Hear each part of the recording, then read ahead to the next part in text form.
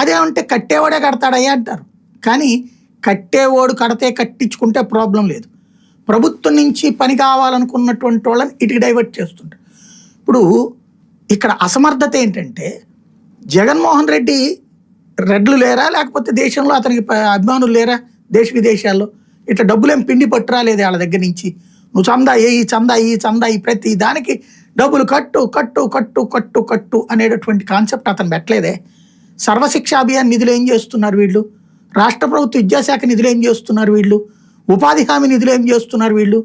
అతను ఏం చేశాడు, సర్వశిక్ష అభియాన్ నిధులు ఉపాధి హామీ నిధుల్ని లింక్ చేస్తే అన్ని వేల స్కూళ్ళకి నాడు నేడు కింద మారిపోయినాయి, చక్కటి రూపం వచ్చినాయి, కార్పొరేట్ లుక్ వచ్చినాయి, బెంచీలు మారినాయి, గోడలు మారినాయి, డిజిటల్ ప్లాట్ఫారాలు వచ్చినాయి. అంత చేయగలిగినప్పుడు వీళ్ళు కనీసం అది కొనసాగించలేరా? వాటిని కట్టడానికి చక్కగా ఈనాడులో రాసుకొచ్చారు ఒక డీటెయిల్డ్ స్టోరీ. మీరు కనుక 1,40,000 కడితేనేమో అప్పర్ ప్రైమరీ స్కూలు, 1,65,000 కడితేనేమో హై స్కూల్లో మీ పేరుతో ఒక గది కడతారట. అట్లాగే మంచినీళ్ళు కావాలా, రోడ్డు కావాలా, బల్ల కావాలా, చెత్త తీయడానికి ప్లేస్ కావాలా, ఇట్లాంటి బరుగుదొడ్డిక ఇట్లాంటి వాటన్నిటికీ అక్కడ పెడతారట డబ్బులు. వాస్తవంగా ప్రభుత్వం తన బాధ్యతల నుంచి పారిపోవడం కాకపోతే ఇంకేంటి అందులో. ఒక వ్యవస్థ పర్ఫెక్ట్గా అతను సెటరేట్ చేసిన దాన్ని అది తప్పు